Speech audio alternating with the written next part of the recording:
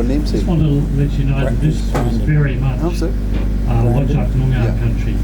Prior to European settlement, this was a meeting place, a trading place, a fishing place, a place where they crossed the river, and so as such it's a very traditional place and still is today, and as such we do pay tribute to elders past, present and future.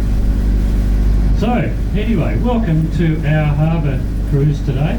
My name's Greg, I'm one of our guides, and I'll introduce you to our two other guides here, David and Michael. You'll hear from them in a little while. So what we're going to do today is take a cruise under the bridge there, and we're going to go along North Quay, have a look at the container ships and so on, right up to the entrance to the harbour. We'll turn around and then come back along Victoria Quay back to here. Take about 50 minutes. So what we're going into is the inner harbour. The reason it's called the inner harbour is because it's in the mouth of the river. We also have an outer harbour down at Kwinana, and between the two of them, they're both administered by Fremantle Ports, handle over 1,500 ships, more than half of them in the outer harbour. But the outer harbour had bauxite, sulphur, petroleum imports and all that sort of stuff. So that's all done in Kwinana.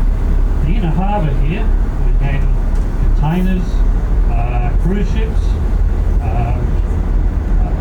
cars, scrap metal, heavy machinery, livestock, and that kind of thing. So, and you'll see a lot of examples of those as we continue on.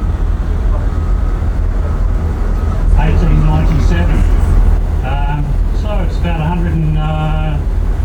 nearly 130 years old now. But for many decades, one of the problems here was that we didn't have a harbour.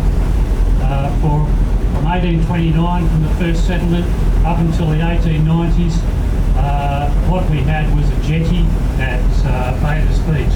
Terrible place for sailing ships to come in, and it really hampered the growth of the colony. However, in the 1890s we discovered gold. We received gold self-government. The first Premier was John Forrest, and he was very fortunate to be able to recruit a brilliant engineer from New Zealand. He was actually Irish, but he spent 25 years in New Zealand, and that was C.Y. O'Connor. He examined the river mouth here, which was a shallow estuary with a rock bar across the mouth, and he worked out that it would be possible to build a harbour here.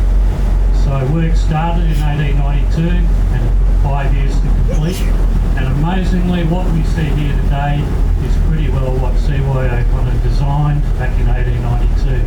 It had a very interesting history. From 1942 onwards we actually became the second largest